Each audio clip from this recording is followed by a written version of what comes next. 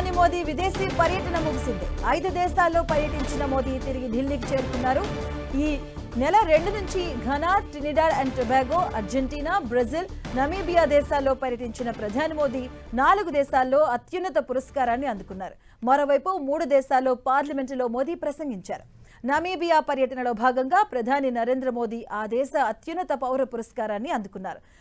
Order of the Most Ancient Welwitschia Mirabilis పురస్కారాన్ని Namibia అధ్యక్షురాలు నెతింబో నంది అలాగే ద్వైత్వ ప్రధాని మోదీకి అందజేశారు. ఈ అవార్డు అందుకున్న తొలి భారతీయ నేత ఆయనే. 2014లో అధికారం చేపట్టినప్పటి నుంచి మోదీకి ఇది 27వ అంతర్జాతీయ పురస్కారం. ప్రధాని హోదాలో నమీబియాను సందర్శించడం ఇదే మొదటిసారి. ఇక్కడ పర్యటించిన 3వ భారత ప్రధాని కూడా మోదీనే. ఈ క్రమంలోనే నమీబియా అధ్యక్షురాలతో ద్వైపాక్షిక చర్చలు నిర్వహించారు. ఆరోగ్య సంరక్షణ, ఇంధనం తదితర రంగాల్లో సహకారాన్ని బలోపేతం చేసుకునేందుకు ఇరు దేశాలు 4 ఒప్పందాలపై సంతకం చేశాయి. ఇక అనంతరం ప్రధాని మోదీ నమీబియా పార్లమెంటులో ప్రసంగించారు. భారత్, నమీబియా మధ్య దౌత్య సంబంధాలను, సంప్రదాయాలను ప్రధాని మోదీ వివరించారు. Ghana, Trinidad and Tobago, Argentina, Brazil దేశాల్లో పర్యటించారు.